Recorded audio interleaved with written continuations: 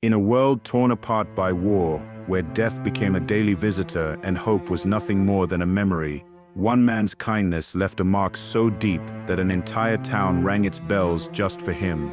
He was not their brother, he was not their countryman, but he had been their light in the darkness. This is the story of John McCrae, and the village that refused to let him be forgotten. Welcome to Folkmentary, where forgotten legends and real human stories come back to life. Today we remember a man whose words crossed oceans and a town that repaid kindness with a sound that echoed across history. John McCrae was a Canadian doctor, poet, and soldier. He served on the battlefields of France during the bloodiest years of World War I. Amidst the mud, the shell fire, and the endless rows of the fallen, McCrae tended to soldiers from every side, friend and foe alike. He wrote the now immortal poem In Flanders Fields, capturing the grief and fleeting hope of those who and meningitis. On January 28, 1918, he died in a military hospital. The news reached the small village he had helped save. They could not offer him medals. They could not rebuild what the war had taken, but they could give him one thing: their sorrow and their thanks.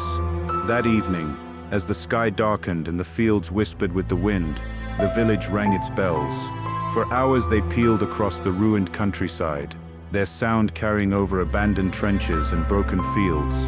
The bells did not ring for a king. They did not ring for a general. They rang for a doctor who had sat by the wounded and whispered hope when no one else would. Soldiers stopped in their tracks to listen. Nurses wept in the hospitals. For a moment the war paused, and John McCrae's spirit lived in the song of the bells.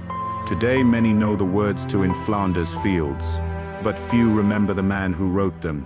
And fewer still know about the town that rang its broken bells, not in victory but in gratitude. Because sometimes the greatest heroes are not the ones who win wars, but the ones who refuse to let humanity die in the middle of them. If this story moved you, help us keep forgotten histories alive. Like this video, share it with someone who loves untold stories, and subscribe to Folkmentary for more journeys into the lost corners of our past.